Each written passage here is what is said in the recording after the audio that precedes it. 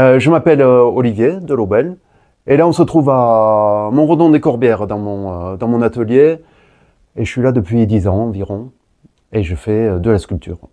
Je fais beaucoup de portraits, beaucoup de statues et du marbre, j'adore. J'ai commencé par le marbre en fait, du marbre et du bois, je fais... Mais ce qui me fait vivre en gros c'est les statues et les portraits.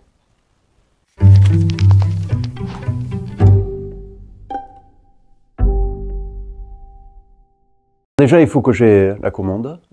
Ça peut être assez long.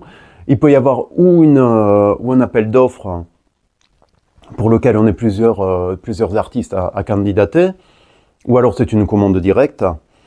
Et donc une fois que j'ai la commande, si c'est une personne vivante, ce qui est rare finalement, la personne vient poser, moi je prends directement les mesures et je l'ai devant moi, ce qui est beaucoup plus pratique. Mais comme la plupart du temps c'est quelqu'un de disparu ou de loin, qui habite loin, je fais ça d'après photo. Donc je demande le maximum de photos. Pour une personne comme Gustave Fayet, puisqu'on est là pour ça, ça va, il y avait pas mal de photos. Et ensuite, dans le cas d'une terre cuite, je modèle ma terre avec les photos, je prends des mesures. Ensuite, je la vide et je la fais cuire. Et dans le cas d'un bronze, une fois que c'est fini, je passe par un moule en silicone que j'amène à la fonderie.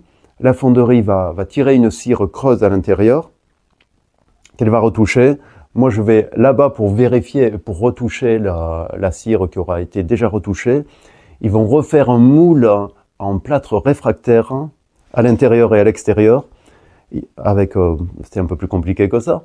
Ils vont sortir en bronze qui va être de nouveau retouché. Je vais de nouveau retourner pour leur casser les pieds, pour leur dire c'est pas comme je veux, ça, c'est pas comme je veux.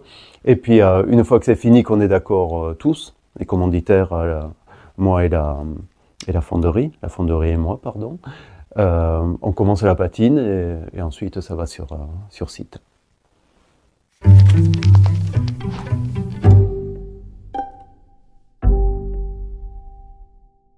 Alors la commande a été faite par la mairie de Béziers, parce que j'ai déjà travaillé beaucoup avec eux. Et on a discuté ensemble pour savoir si on le faisait tête nue, ou avec le chapeau. Et finalement on s'est décidé pour le chapeau. Et j'ai eu beaucoup de documents. J'avais un petit bouquin qui a été édité par l'abbaye de Fontfroide, je crois, et qui était très intéressant de voir quel homme c'était, quoi. Parce que c'est rare que... Quand on est artiste, en général, on n'est pas très doué pour les affaires. Quand on est doué pour les affaires, on peut avoir envie de faire de l'art, mais c'est pas terrible. Et lui, il faisait tout ça, quoi. Et ça m'a... J'ai essayé de retrouver quelque chose. Dans ses yeux, il avait des yeux malins, pétillants. Et c'est surtout ça qui m'a intéressé chez lui, dans son physique. Et dans sa vie, il y a tellement de choses intéressantes dans sa vie. Et c'est un bon dessinateur, j'adore ses dessins. Ils sont très bons, hein.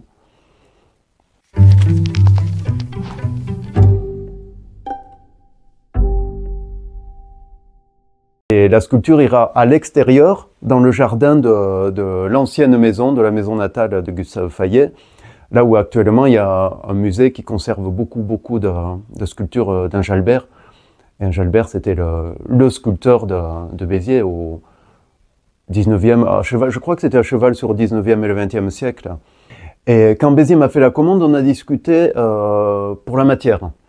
Alors la terre cuite, c'est à proscrire parce que c'est un extérieur. Et ça s'abîme au bout d'un moment. Il gèle pas beaucoup, mais ça s'abîme. Comme les tuiles, au bout d'un moment, ça s'écaille, ça s'abîme.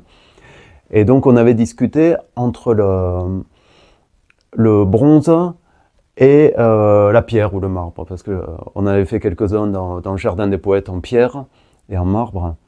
Et là, finalement, on s'est décidé pour du bronze. Parce qu'il y avait le chapeau qui est assez fin, et ça aurait été très fragile en pierre. Et donc, il a commencé, je ne sais pas quand je l'ai porté à la fonderie exactement, mais la fonderie l'ont presque fini. Je suis allé vérifier la retouche il y a très peu de temps. Et là, ils vont faire la patine. Et la patine, comme c'est une patine extérieure, ça prend une semaine environ.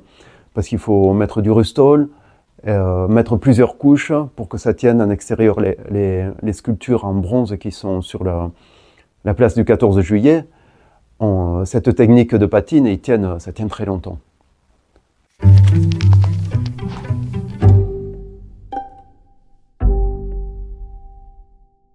là, pour l'instant, il y a personne qui l'a vu, sauf moi, la fonderie et quelques personnes. Et j'irai le mettre en place la semaine qui précède celle du 20 mai. Et il sera visible à partir du 20 mai. Il sera inauguré parce que c'était la date anniversaire de la naissance de Gustave Fayet. En fait, cette année, le centenaire de la mort de Gustave Fayet. Et c'est pour ça qu'il y a énormément de manifestations autour de Gustave Fayet.